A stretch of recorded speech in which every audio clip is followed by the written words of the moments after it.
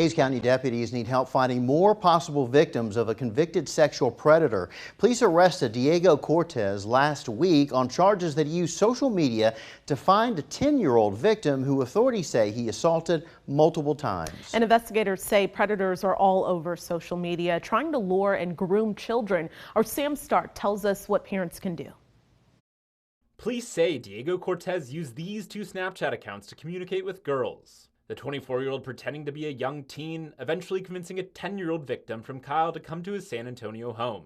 And she's probably not the only one. Investigators believe that there are other victims out there.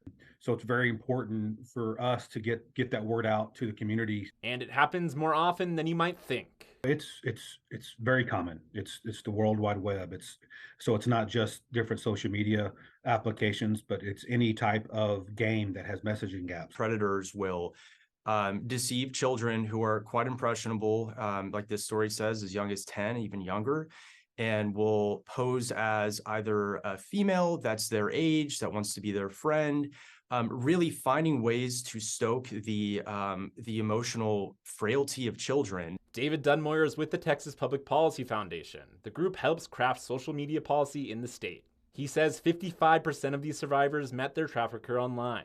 It's ruining kids' lives. It's ruining families. And there are instances where, like, for example, this 10-year-old girl, she's never going to be the same again. Experts say it's key parents keep an eye on what their kids are doing online and talk to them about the risks. First and foremost, parents finding ways to have more access and insight into what apps their kids are using.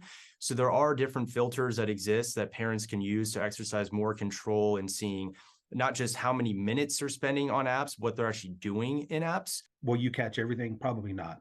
But you as a parent have to do everything in your power to keep your child safe. You do not want your child to become a victim of a sexual predator like Mr. Cortez. Sam Stark, KXAN News. Cortez pleaded guilty to sexual assault of a child near Fort Worth. That was on May 2nd and got probation. Hays County deputies are asking parents who think their child may have been a victim to give them a call.